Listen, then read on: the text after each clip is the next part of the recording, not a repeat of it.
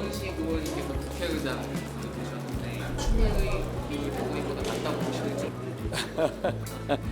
저도 깜짝 놀랐네요. 명심이 작동을 안 했네. 참 저도 예상 밖인데 우원식 이분이 의장이 될 줄은 생각을 못했습니다.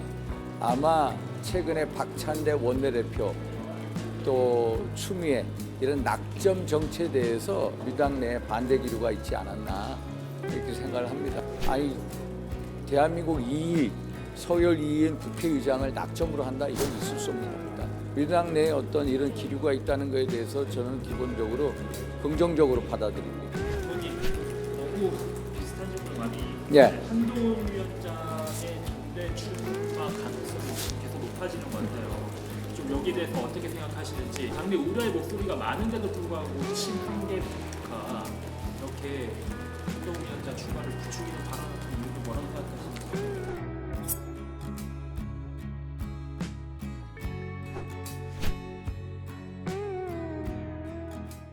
우원식 의원님께서 국회의장 되셨는데 그 이재명 사상이랑 나왔던 추미애 대통령보다 낫다고 보시는지 어떻게 보시는지.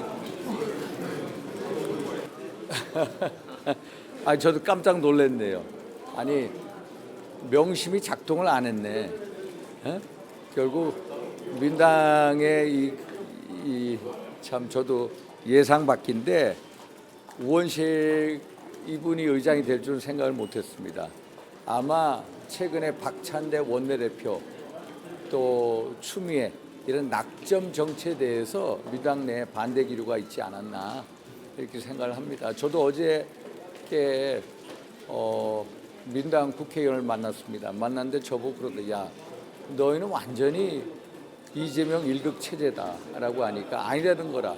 오히려 경솔하게 놔둬야지 왜 찍어 누르느냐 이렇게 반발하더라고요. 최근에 우상호 의원께서 말씀하시지 않았습니까? 아니 대한민국 2위 서열 2위인 국회의장을 낙점으로 한다 이건 있을 수 없는 겁니다. 그래서 민주당 내에 어떤 이런 기류가 있다는 것에 대해서 저는 기본적으로 긍정적으로 받아들입니다. 또 아까 모두 발언에서도 말씀하셨는데 청문회에서 입장문을 냈잖아요. 5가지 회의 요인을 좀 냈는데 혹시 어떻게 평가하세요?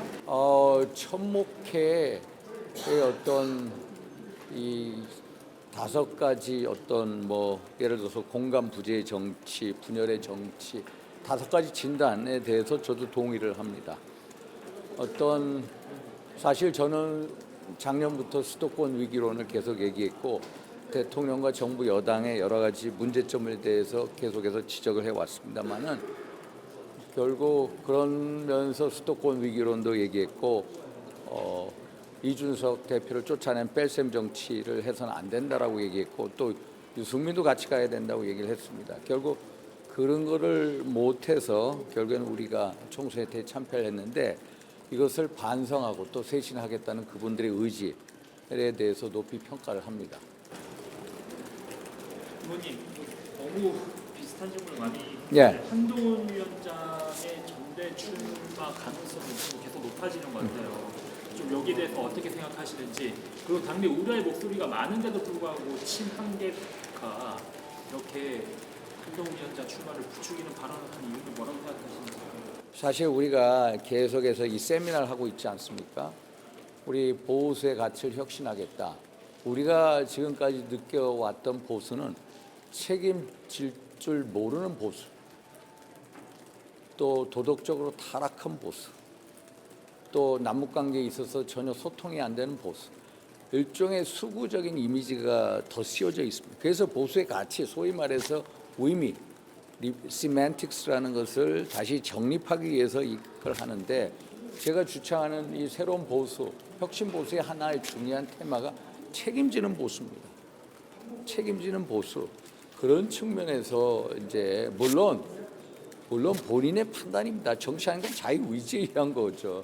그러나 어떤 이재명의 민당하고 다른 점이 있다면 우리는 책임지는 보수, 책임을 질 줄 아는 그런 정당이었으면 하는 바람인데 뭐 그거는 본인의 판단 여하에 따른 겁니다. 그래서 누가 나오라고 해서 나오는 것도 아니고 나오지 말라고 해서 안 나오는 것도 아니다. 그러나 총선의 대참패의 원인이 누구냐. 예를 들어서 우리가 총선 백서를 만든다. 그럼 처음에 소위 말해서 대통령과 정부의 책임, 둘째 또 당 지도부의 책임, 또 여러 책임이 나올 거 아닙니까? 그런 면에 있어서 어떤 이제 그 책임으로부터 자유로울 수는 없다라는 게 기본적인 겁니다.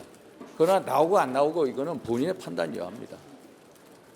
또 안동형 원내수석대변인이 오늘 라디오에서 네. 총선 때 한동훈 위원장에게 한 번만이라도 지원 유세를 더 와달라고 했던 출마자들이 이제 와서 이중 심판론을 총선 패배 원인이라고 주장하고 적절하다 이런 식으로 자랑을 했는데요. 어떻게 보셨는지.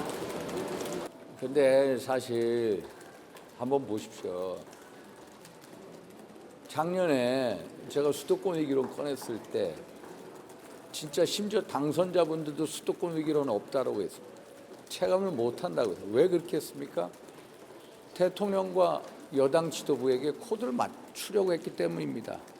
솔직히 그때 목소리를 냈어야죠. 안 그렇습니까? 아니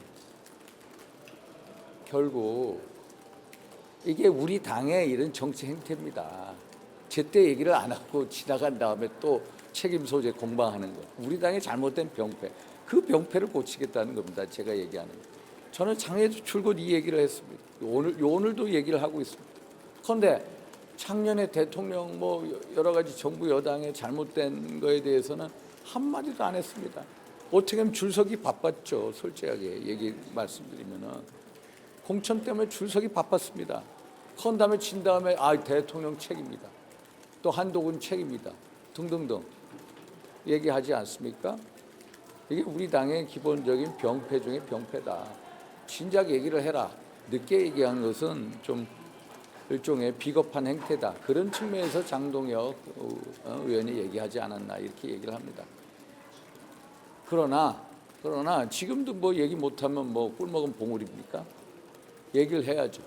제가 말씀드렸지 지금이라도 분노하고 지금이라도 혁신을 해야 이 당이 살지 아니면은 이 당이 점점 더 어려워진다. 아까 그 주제 발표도 있었습니다만은 2016년부터 2020년, 2024년 솔직히 2016년도에 우리가 122석 가지게 된 배경이 소위 말해서 수도권에서 국민의 당 때문에 이겼기 때문입니다.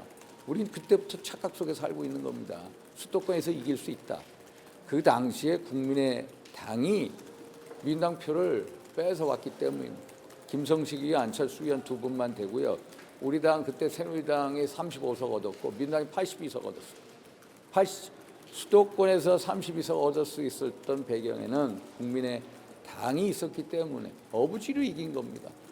그때부터 정신 차려서 정신 안 차리고 있다가 이제는 이제 110석 아래로 쪼그라든 겁니다. 그런데도 지금도 못 느끼고 있어요. 위기가 위기임을 못 느끼는 거 그게 바로 우리 당의 최고의 위기라는 것을 말씀을 드린 겁니다.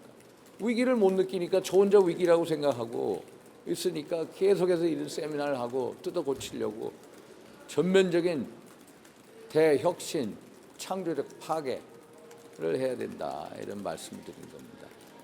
또 혁신 변화 중요한 게 특검법 관련해서 의원님은 약간 법무권 행사가 들어간다라는 말씀. 그게요. 그게 이제 혁신 안 하는 게 거부권을 행사 안 하는 게 혁신이 아니다.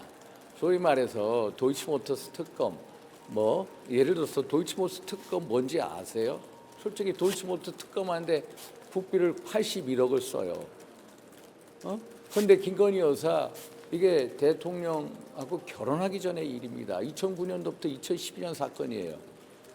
소위 말해서 도이치모터스 주가 조작에 연루됐다는 그런 내용인데 사실 이거에 대해서 문재인 검찰에서 1년 8개월인가 수사를 했어요. 그때 윤석열 검찰총장 배제하고 신문 검사들 세워서 수사를 했어. 근데 서면 조사 한 번 했어요. 근데 기소를 못했어.